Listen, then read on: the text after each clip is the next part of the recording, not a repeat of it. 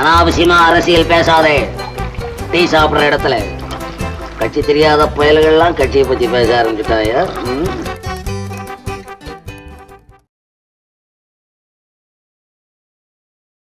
Fair delimitation சொல்லி நம்ம தலைவர் மாநில முதல்வர்கள்லாம் கூப்பிட்டு கூட்டத்தை கூட்டி ஒன்றிய அரசையும் சங்கிகளையும் சும்மா கதற விட்டாரு பாரு. அதான் நம்ம தலைவரோட கெத்து. நானும் போஸ்டர்லாம் அங்கங்க அடிச்சிருக்கிறேன், பார்த்திருக்கியா? சரி, உனக்கு முக்கியமான ஒரு வேலை இருக்குது, அதை முடிச்சுட்டு உன்னை கூப்பிடுறேன். வணக்கம்ண்ணா. வணக்கம் வணக்கம். உன் தலைவர் உருட்டுறதை விட உன் உருட்டு பெரிய உருட்டா இருக்கும் போல இருக்க. ஐயோ, உனக்கும் சேர்த்து இந்த மாநில உரிமைக்காக போராடிட்டு இருக்கிறோம் பேசுறாரு. எப்படி இந்த நீட்டு மும்மொழி கொள்கை அதுக்கெல்லாம் கிளம்புனீங்களே அந்த மாதிரியா? இப்ப ஃபேர் டி லிமிட்டேஷன் அதுக்கும் கிளம்பிட்டீங்க போல இருக்கு. அதெல்லாம் இருக்கட்டும், எனக்கு ஒரு டவுட் இருக்கு. முதல்ல டீயை போடு, அதுக்கப்புறம் கேளுவோம் டவுட்டை. போறேன். முதல்ல விஷயத்துக்கு வரேன்.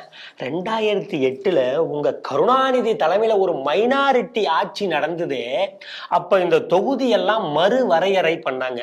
சென்னையில 14 தொகுதி இருந்தது, அதை 16ஆ மாத்தினீங்க. நெல்லையில இருந்த சேரன் மாதேவியை தூக்குனீங்க. தூத்துக்குடியில இருந்த சாத்தான் குளத்தை நீக்குனீங்க. கன்னியாகுமரியில இருந்த திருவட்டாறு தொகுதியை காலி பண்ணீங்க. இதெல்லாம் உங்க வசதிக்கு தகுந்த மாதிரி மாத்திக்கிட்டீங்க. இப்ப சென்னையில என்னாச்சு? 14 இருந்தது 16 எம்எல்ஏவா ஆச்சு, 3 எம்பி ஆச்சு, 200 மாமன்ற உறுப்பினர்கள்னு இவ்வளதையும் உங்க வசதிக்கு தகுந்த மாதிரி மாத்திட்டீங்க. இப்ப என்ன சொல்ல போறீங்க? சென்னையில இருக்கிறவங்க எல்லாம் குடும்ப கட்டுப்பாடை சரியாவே ஃபாலோ பண்ணல, அதனாலதான் தொகுதியை இவ்வளவு அதிகப்படுத்திட்டோன்னு சொல்ல போறீங்களா? ஐயோ, சென்னையில மைக்ரேட்டிங் பாப்புலேஷன் எல்லா மாவட்டங்கள்லேருந்து இங்க வந்து குவிறாங்கல்ல, அது நமக்குள்ளார பண்ண அட்ஜஸ்ட்மெண்ட். அதுவும் இதுவும் ஒன்னா? ஓ, அட்ஜஸ்ட்மெண்ட் எல்லாம் நல்லா தொக்காதாயா பண்றீங்க. உங்களுக்கு தெற்க ஜெயிக்க முடியாதுன்னு தெரிஞ்சுக்கிட்டு நெல்லை எங்கள் எல்லைன்னு சொல்லிட்டு குமரி எப்பொழுதுமே தொல்லைன்னு சொன்ன கூட்டம் தானே நீங்கெல்லாம். ஐயோ, அதெல்லாம் அரசியல் கோசைங்க.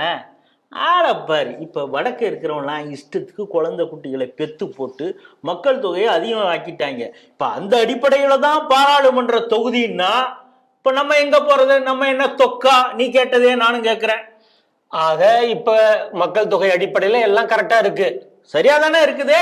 ஆனா மறுபடியும் கேக்குறேன்னா எல்லாம் கரெக்டா தான் இருக்குங்கிற. ரொம்ப சரியா இருக்கு. ஹரியானால எவ்வளவு மக்கள் தொகை தெரியுமா? உங்களுக்கெல்லாம் கும்முடி பூண்டியை தாண்டாலே அது வேற நாடு. சரி, நானே சொல்றேன். ஹரியானால 3 கோடி மக்கள் தொகை இருக்கு.